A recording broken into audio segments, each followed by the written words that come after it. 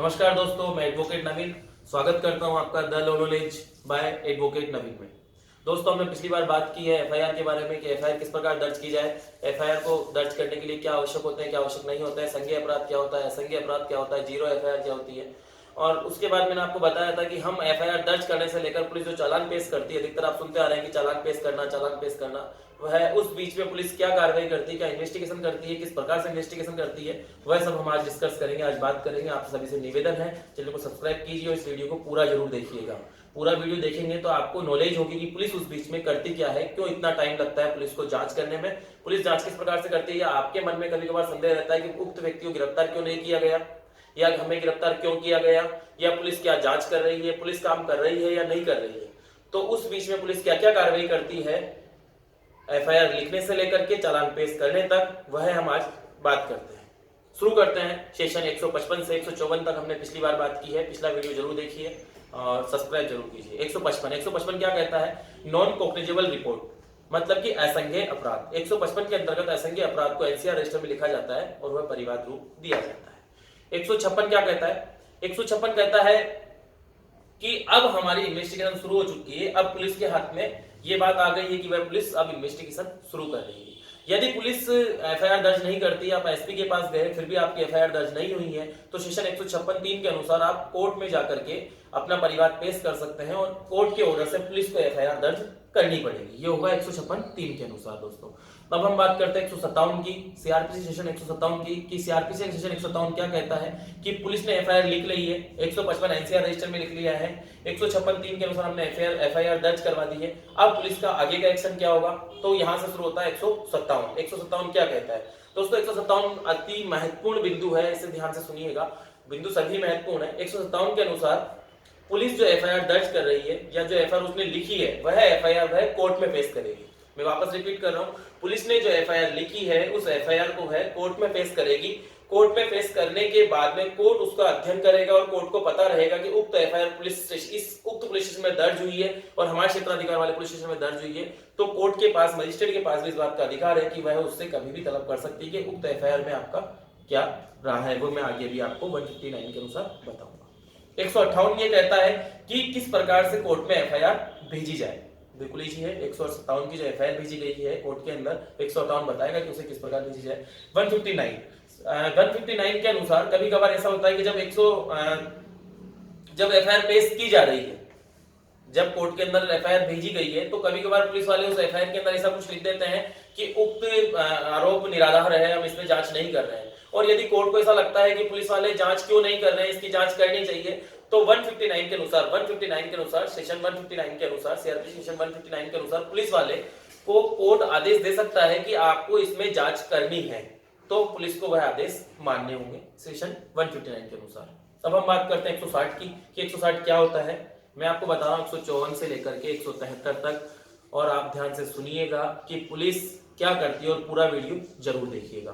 160 में क्या होता है, सीआरपीसी सेक्शन 160 क्या बताता है, सीआरपीसी सेक्शन 160 बताता है कि यदि पुलिस को ऐसा लगता है कि उक्त व्यक्ति इस घटना के अंतर्गत गवाह है या साक्ष्य है, तो उस व्यक्ति से वह गवाह के लिए उसे बुला सकती है, उसके लिए वह उस व्यक्ति को बाध्य कर सकती है कि आपको यहाँ पर क्या और गवाह देनी है, तो वह 160 के अंतर्गत गवाह को बुलाएगी। लेकिन इसके अंतर्गत यह भी बताया गया है कि यदि कोई बच्चा है, 15 साल से कम आयु का बच्चा है, या फिर 65 साल से अधिक आयु का बुजुर्ग है, या फिर कोई लेडीज है, तो पुलिस उसे बाध्य नहीं कर सकती है कोर्ट में आने के लिए, पुलिस उसे जबरदस्ती कोर्ट में नहीं बुला सकती है, दबाव नहीं बना सकती है। ये बताया गया है सेक्शन 160 के अनुसार। दोस्तों, अब यदि कोई व्यक्ति 160 के अनुसार बुलाने पर भी पुलिस स्टेशन में नहीं आ रहा है और अपने गवाह नहीं दे रहा है, तो पुलिस उसके ऊपर आईपीसी की धारा 174 के अनुसार कार्यवाही कर सकती है।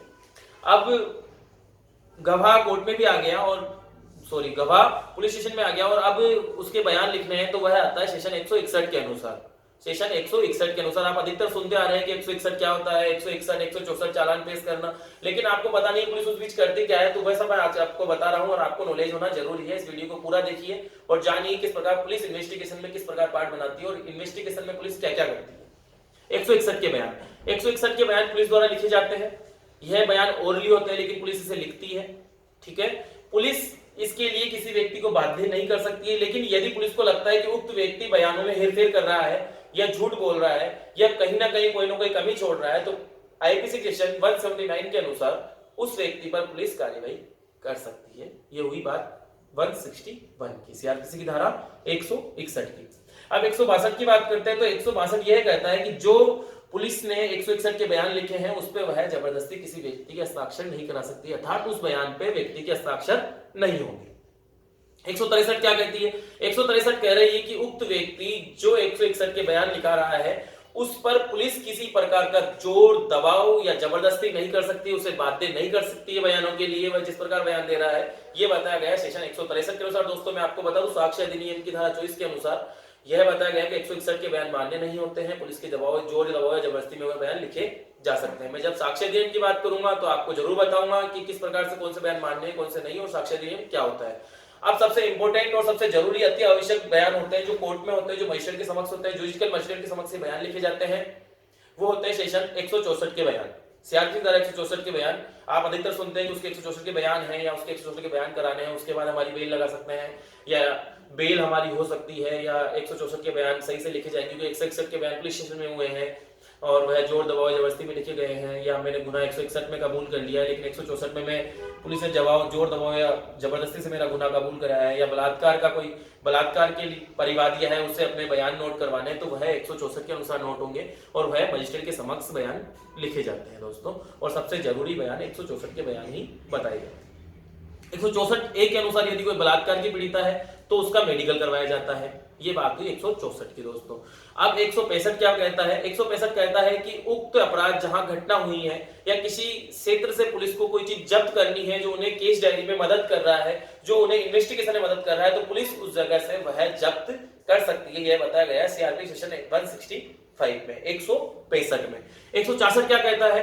164 बता रहा है कि यदि पुलिस को कहीं से कोई वस्तु जब्त करनी है जो पुलिस इन्वेस्टिगेशन में उनकी मदद कर रही है, लेकिन वह जहां से जब्त करनी है वह किसी दूसरे थाना क्षेत्र के अंतर्गत आता है, तो पुलिस किसी अन्य थाना क्षेत्र के अंतर्गत जो पुलिस स्टेशन है उसके एसएचओ को तलाशी तलब के लिए अनुग्रह कर सकती है दोस्तों। वहां से जब्ती करने के लिए उसे अनुग्रह कर सकती है, एसएचओ को लिख करके दे सकती है कि हमें यहाँ पर तलाशी तलब के आदेश दिए जाए, यहाँ से आप तलाशी तलब कर यह वस्तु जब्त करें दोस्तों। वह आता है 166 में दोस्तों।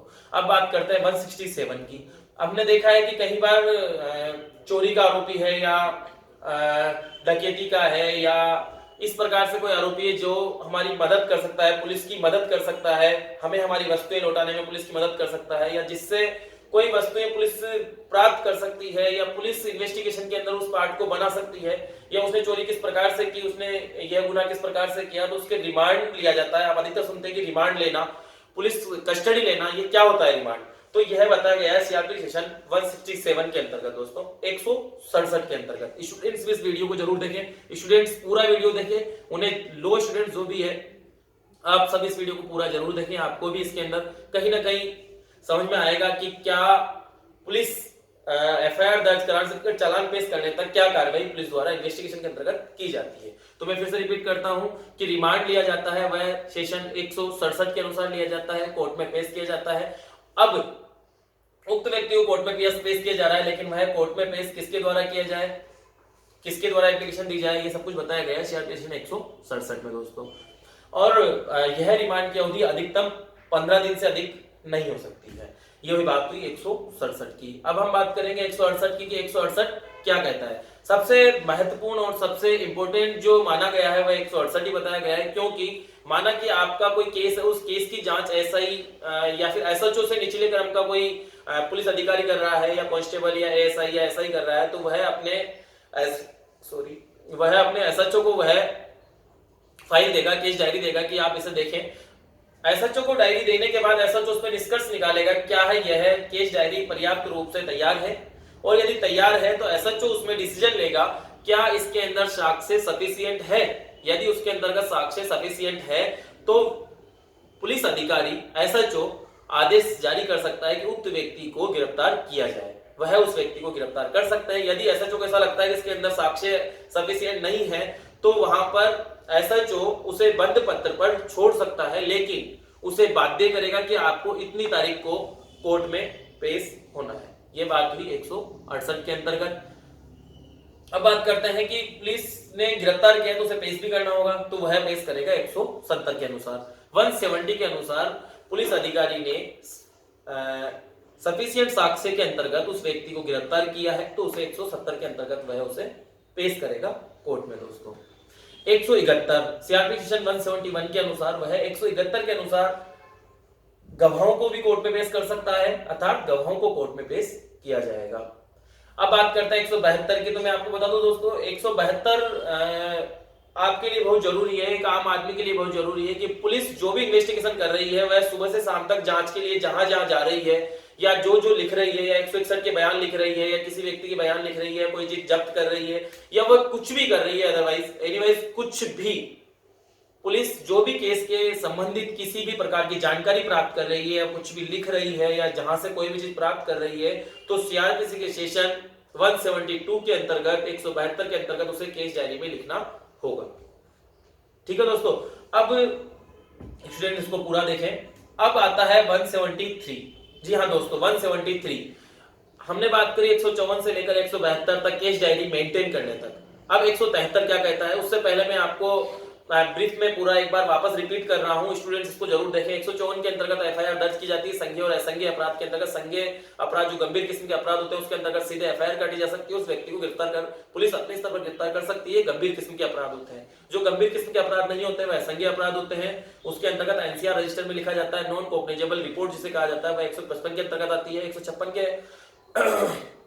156 कहती है कि उक्त एफआईआर जो दर्ज है वह उस पर हम इन्वेस्टिगेशन शुरू कर चुके हैं, 156(3) के अनुसार हम कोर्ट के माध्यम से एफआईआर दर्ज करवा सकते हैं। 157 कह रही है कि आपने जो एफआईआर दर्ज करी उसे कोर्ट में पेश की जाए, अर्थात उसको कोर्ट में भेजा जाता है। और दोस्तों यह वीडियो आप पूरा देखिए, पूरा देखेंगे तो आपको पूरा समझ में आएगा। मैं शॉर्ट ब्रीफ में इसलिए बता रहा हूं, मैं पहले बता चुका हूं, तो अगर आपको समझ में नहीं आया तो आप कमेंट बॉक्स में लिख सकते हैं, मुझे फॉलो कर सकते हैं इंस्टाग्राम या फेसबुक पर। तो हम बात कर रहे थे 154 से लेकर के 173 तक। आप पूरा वीडियो जरूर देखिएगा, लाइक कीजिएगा, सब्सक्राइब कीजिएगा। हम पहुंच चुके थे 158 तक कि जो एफआईआर कोर्ट में पेश की गई उसे किस प्रकार से पेश की जाए। और 159 कह रहा है कि अगर मजिस्ट्रेट को ऐसा लगता है कि इसमें जांच सही प्रकार से नहीं हो रही है तो पुलिस वालों को मजिस्ट्रेट आदेश दे सकता है कि आप इसकी जांच इस प्रकार से कीजिए। 160 कहता है कि अगर पुलिस को किसी गवाह की आवश्यकता है तो वह उसे बाध्य कर सकती है, उसे बुला सकती है पुलिस स्टेशन में अपने गवाह लिखवाने के लिए, अपने गवाह बताने के लिए, पूछताछ के लिए पुलिस उसे बुला सकती है। और 161 के अनुसार बयान लिखे जाते हैं, बयान ओरली होते हैं लेकिन पुलिस उसे लिख सकती है। 162 के अनुसार उस पर साइन नहीं किए करवाए जा सकते। और 163 कहता है कि उस व्यक्ति को हम बाध्य नहीं कर सकते हैं, जोर दबाव जबरदस्ती नहीं कर सकते हैं। 164 के अनुसार जुडिशियल मजिस्ट्रेट के समक्ष बयान लिखे जाते हैं। 165 के अंदर जब्ती की जाती है। 166 के अंतर्गत अगर दूसरे थाना क्षेत्र से संबंधित है तो एसएचओ को हम तलाशी तलब के लिए अनुग्रह कर सकते हैं। और 167 के अंतर्गत रिमांड अवधि ली जाती है, रिमांड लिया जाता है जो एसआई के द्वारा कोर्ट के अंदर पेश किया जाता है और अधिकतम यह 15 दिन की होती है। और 168 के अंतर्गत अगर एसएचओ के अलावा कोई उसके थाना क्षेत्र का अंतर्गत कोई दूसरा अधिकारी जांच कर रहा है तो केस डायरी एसएचओ को दी जाती है। एसएचओ उसको पढ़ता है और डिसीजन लेता है क्या इसके अंदर साक्ष्य सफिशिएंट है तो वह उस व्यक्ति को गिरफ्तार कर सकता है, अगर सफिशिएंट नहीं है तो वह उस व्यक्ति को बंद पत्र पर छोड़ सकता है, लेकिन बाध्य करेगा कि उसे कोर्ट में इतनी तारीख को पेश होना है। और 170 के अंतर्गत उसे कोर्ट में पेश किया जाएगा जिसे गिरफ्तार किया गया है। 171 कहता है कि अगर कोई गवाह है तो उन्हें भी कोर्ट में पेश किया जा सकता है। और 172 मैंने आपको अभी बताया था कि पुलिस जितनी भी कार्यवाही कर रही है सभी अपनी केस डायरी में नोट करेगी, वह बताया गया सीआरपीसी सेक्शन 172 के अंतर्गत। और फाइनल अब आती है 173। जी हाँ दोस्तों 173 के अनुसार पुलिस ने अब तक जो भी जांच की है उस केस डायरी को वह चालान के रूप में मजिस्ट्रेट के समक्ष पेश करेगी, अर्थात उसको कोर्ट में दे देगी कि हमने यह इन्वेस्टिगेशन कंप्लीट कर ली है। जी हाँ दोस्तों नमस्कार, आप सभी को बहुत बहुत धन्यवाद। और आता रहूंगा, आपको बताता रहूंगा, अगले वीडियो में जरूर बात करेंगे। आप इसको सब्सक्राइब कीजिए, पूरा वीडियो जरूर देखिए और शेयर जरूर कीजिएगा, लाइक कीजिएगा, कमेंट कीजिएगा और मैं आपसे बात करता रहूंगा। स्टूडेंट्स को जरूर देखें। बहुत बहुत धन्यवाद दोस्तों, नमस्कार, जय हिंद, जय भारत।